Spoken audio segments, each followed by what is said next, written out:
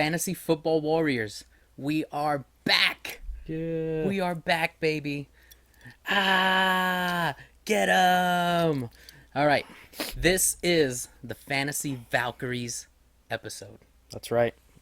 So our fantasy Valkyries are one, on brand with our Warriors theme.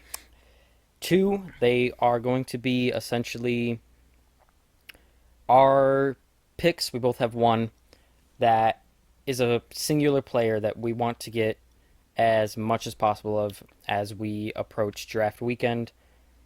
If you already have drafted, that sucks. If you have yet to draft, these are our two guys that we believe are worth going down with the ship with, and you just need to get on as many teams as possible because of reasons we'll get into, but they are essentially just players that we are putting our stamp of approval on as just some of the best picks in drafts, just players you need on your roster that we personally are going to try to draft on every single team if we can.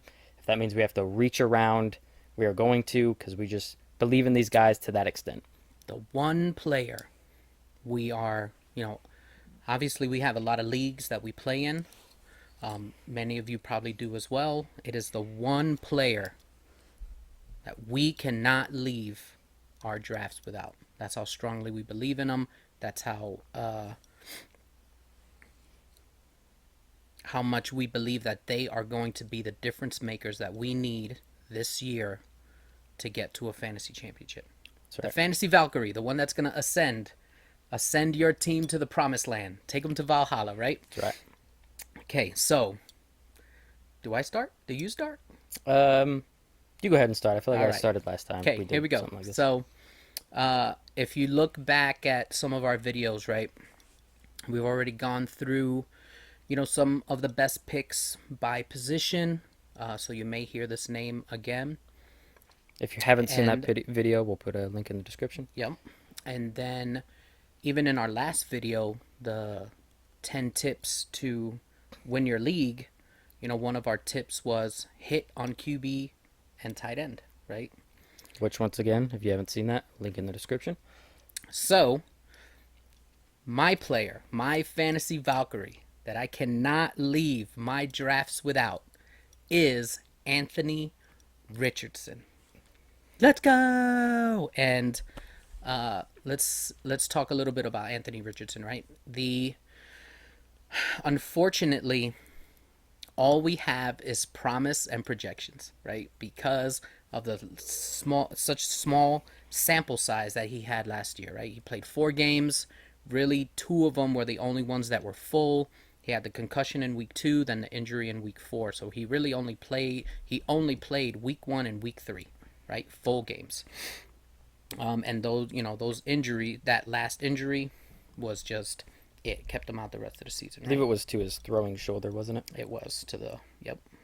So, but in those 2 games, right, we saw what Anthony Richardson can be, right? And although I did draft him last year, and like I've said before, I'm a glutton for punishment because I'm going back to the well, right? I believed him in it. I believed in him last year, and really, if he had stayed injury free, Probably would have worked out. it would have probably been extremely advantageous for my team to have Anthony Richardson on it, right?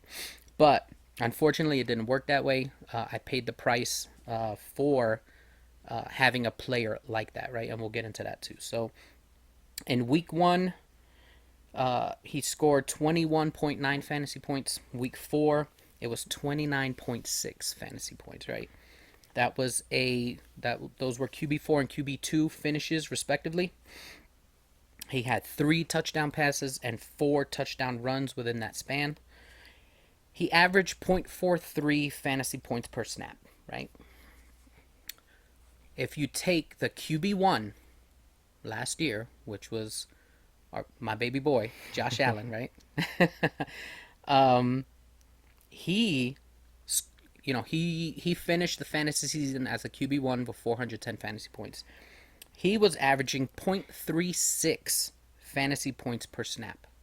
Anthony Richardson was producing more points on the field per game than Josh Allen. Now, if you would have, again, injury free a whole season, I could have I could have maybe had the QB1 last season if he was not hurt, right? Again, didn't work out for me, right? You have this dual threat quarterback of really for athletically, right? For his size, Build, speed, build, speed. the most He's athletic he's quarterback right in that the NFL history. NFL has ever seen, Yeah. right? Take your Cam Newtons, your Joshy Allens. Joshy Allen is a big guy, fast as well, right? Take those guys and Anthony Richardson by some measurables and metrics Pretty much every. is I'm trying to be nice, right? No, But no. Take by strong take. strong position. take, he is more athletically gifted than those two quarterbacks. And think of what these two quarterbacks have produced fantasy wise in the past, right? So that's what you get in Anthony Richardson. The problem is with any dual threat quarterback, there is always the unfortunate circumstance when they're injured, if they get injured, right? And if they get injured depending on the severity, your season could be over because of drafting them, I right? will add that could happen to any quarterback. And that can happen look to at any Joe quarterback. Burrow. He's not a dual threat quarterback, and he Right. missed the entire season. Right. And pretty again, much. if you go back to our other videos, right, one of our 10 tips was recency bias and living in the past due to injuries or performance. Last year was last year. This year is this year, right? So really the projections for and in our past videos we talked about negative and positive regression, right? Really the projections for Anthony Richardson have him in the QB in the QB6 QB5 discussion, right? Or range rather. You know, we're projecting. The projections are about 310 fantasy points, 500 over 500 passing attempts, over 100 rushing attempts, over 3,500 yards passing, over 600 yards rushing. Projections are 20 passing touchdowns, 8 rushing touchdowns, right? That should give you a QB5, QB6 finish, right? So not bad, right? So that's what you're getting, right? Someone that is projected to be just outside the top 5, right? Or maybe in the top 5 at the lower scale of it. Okay, so since we only have a small sample size, we have to talk about why he's being projected this way, and we need to talk about his environment and how it suits for a great fantasy season, right? So, one, he is playing behind the number 3 ranked offensive line in the NFL right now. The Colts offensive line is, by whatever metrics you want to go by, very good. They ranked 3rd in the NFL last season, right? So he's playing behind a great O-line that just further fuels his rushing talents, right?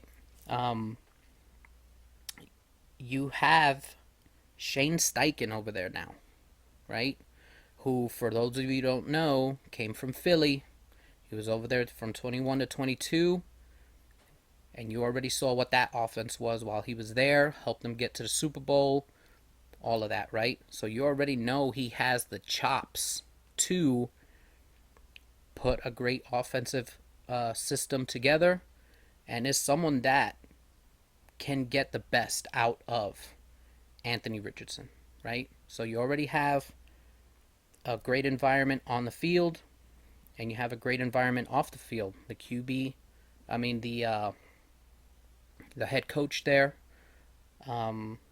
really should just be so beneficial to Anthony Richardson this season, right? The offensive line as well, no changes all 5 starters coming back for 2024, so you should see a strong offensive line there in Indianapolis, right? Again, Steichen, savvy play calling, so he should be able to get the absolute best out of Anthony Richardson. And really, if you take the Colts last season and you take the quarterbacks that were there, which were Richardson and Gardner Minshew, and you look at their run pass off option snap rate, they were 11th highest in the league, right? Gardner Minshew took 264 of those snaps, right? Now, obviously, Minshew is not the rushing talent that Anthony Richardson is, right? But with that high of a run RPO snap rate at 11th highest in the league, think about what someone like Anthony Richardson can do with that, right? The sky's the limit. If they even if it stays the same, sky's the limit. Now let's just say it increases, right? Fantasy points galore, right? So he's got that going for him. You know, there are some people that believe that he's not a great passer of the ball, you know. But I challenge that by saying when Josh Allen first came into the league, he had a cannon for an arm, but maybe wasn't as good as it is now, right? He had to work on it. When Lamar Jackson came into the league, he definitely had to work on his passing. But these quarterbacks still produced fantasy-wise, fantasy points, right? And that's what Anthony Richardson gives you, right? I think he's probably a little better than people give him credit for. In those 2 games last season, he showed that he can read a defense.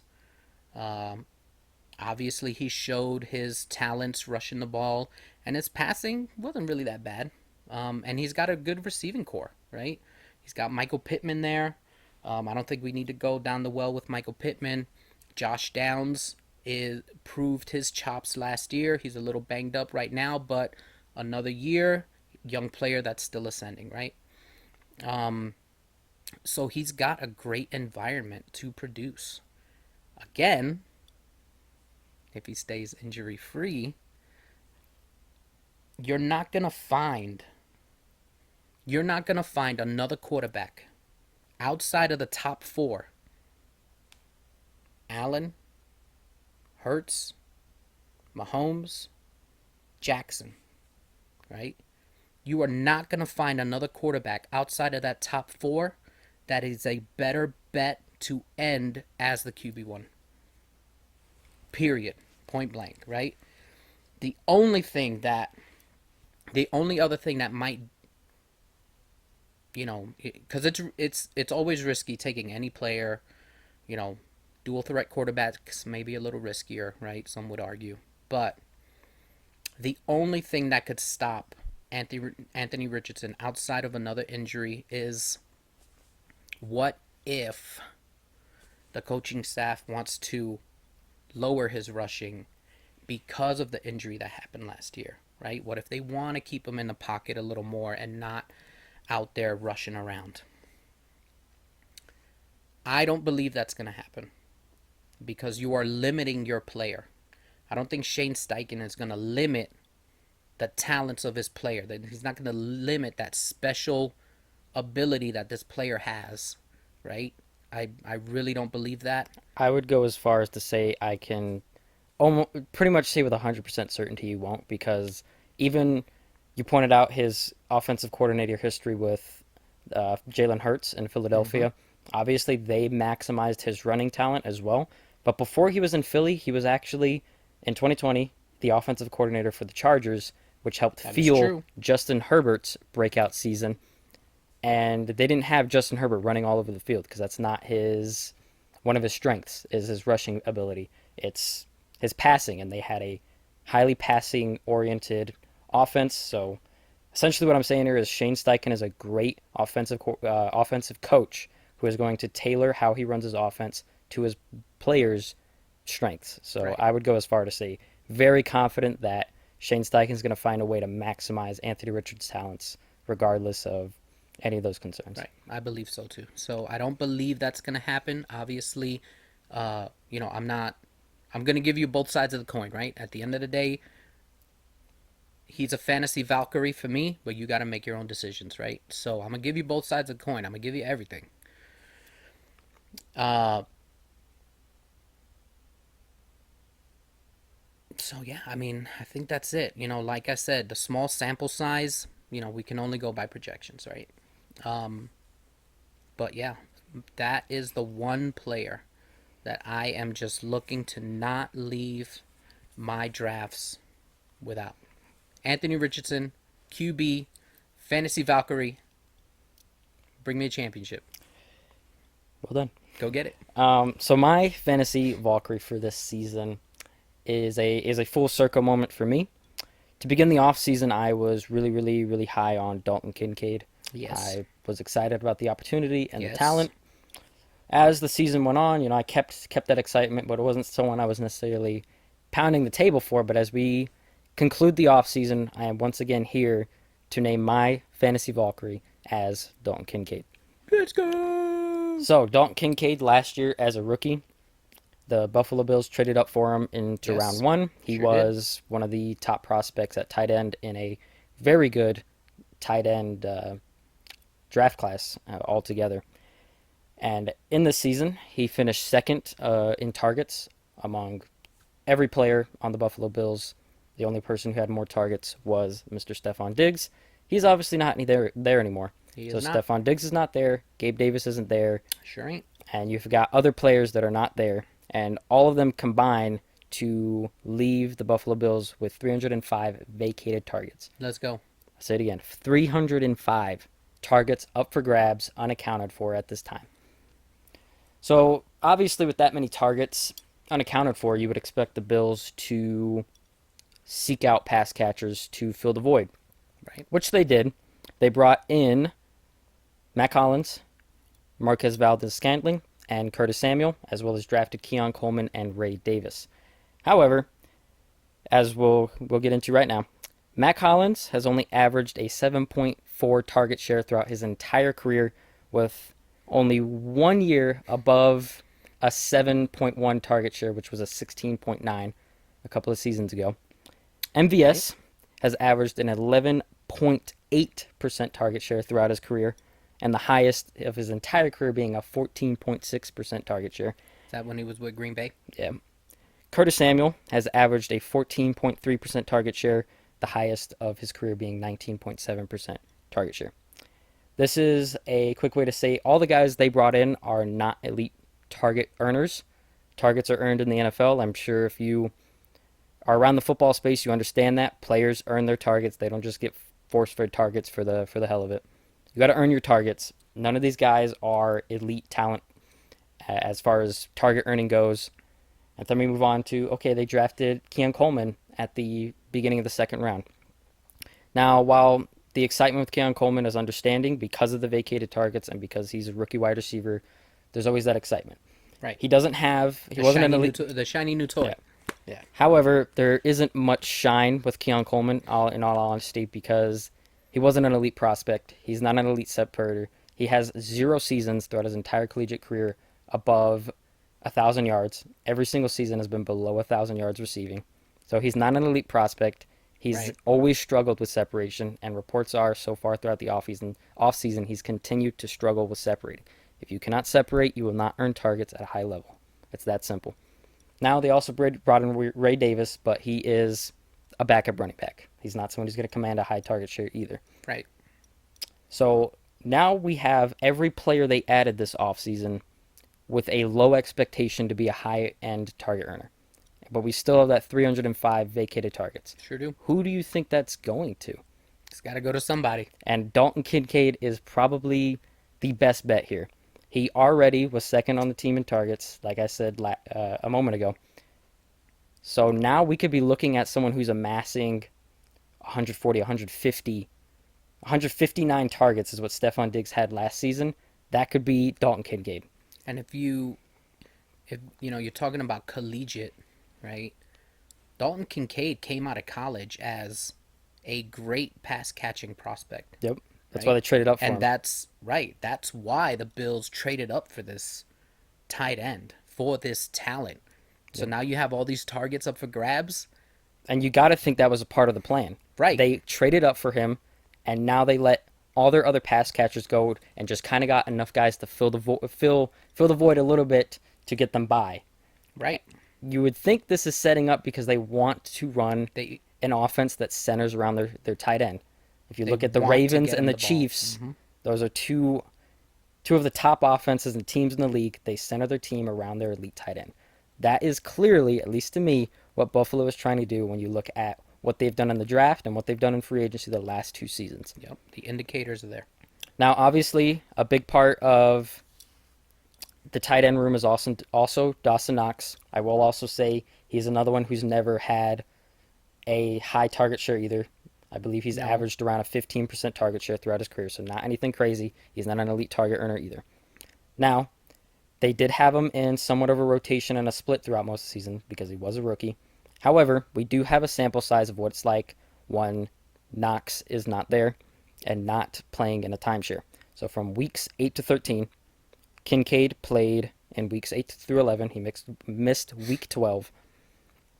In those games, Dawson Knox had averaged an 88% route percentage, excuse me, a 25% target share, and averaged 15.8 points per game, and finished as the top 9 tight end, as in top 9 tight end multiple times every single one of those weeks, Right. with as high as a tight end 4 finish in that span. Now, 15.8 points per game over the course of a season would have been the tight end one last season above Travis Kelce, who was averaging 14.6 points per game. So by not even like a small margin either. Right. It would have been the tight end one, right?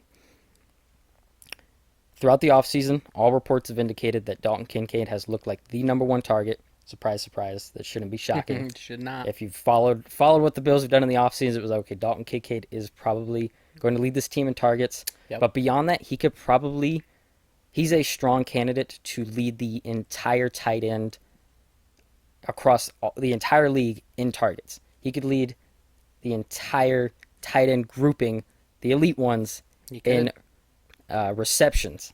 He could easily amass 100 receptions or more this season. He can. The touchdowns could go up. Yep. So the room to grow here is literally the tight end one ceiling between a great offense, an OC who's going to run a balanced offense, and an offense that's going to be one of the best in the league. With all those vacated targets and the talent of Dalton Kincaid, the sky is the limit, and honestly, the floor is really, really good. We also have a sample size once Kincaid and Knox were both healthy on the same field throughout week 17 into the playoffs, which was week 20 if you count the playoffs. From that span, he also had a tight end 2 finish and was amassing in those same ballpark of points per game, route percentage. So before the season even ended, to close the season, Dalton Kincaid had already beat out Dawson Knox. Right. It's already happened. There's Yeah. not any concern about Kincaid needing to beat him out. Kincaid is the clear starter, and he is the clear bet to lead the Buffalo Bills, a Josh Allen-led offense, in targets. That usually has been Stephon Diggs, and that has usually meant you're taking that guy in the first round. At the tight end position, he is a lock to return value, but Yep. exceed value. and exceed every other tight end in the league in target share, targets, receptions, and fantasy points. You can get all of this at the end of the 5th round. It is so easy to get Dalton Kincaid on your team and feel good about it. You don't even have to sacrifice much, and you could be getting the tight end one. You could be. And points per game and total fantasy points while still getting an elite running back or elite receiver and stacking your team with plenty of talent before you even have to take Dalton Kincaid. Yep. He's my fantasy Valkyrie. I need to get him on as many teams as I possibly can this season. And I will be trying this weekend. I will be making a point of emphasis to be looking for him in round 5 every single time I get into there, and maybe reaching in round 4 if I absolutely feel I need to. I don't want to, but I will if Yeah, I have but to. that's how much you believe in it. Yeah, I Yeah. feel very very strongly that Dalton Kincaid is going to be a top 3 tight end this league this season, and I would not be shocked if he's the tight end one. All right. So there you have it. You have it. Fantasy Valkyrie that's in the QB1 discussion easily, and another Fantasy Valkyrie that's in the tight end 1 discussion again pretty easily, right? So that's what we're going to give you.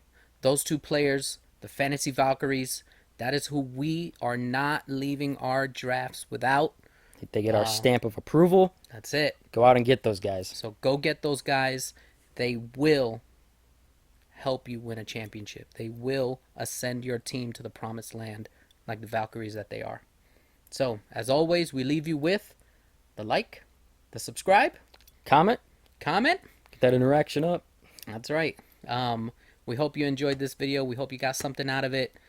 As always, Fantasy Football Warriors, the draft is coming. The season's about to start.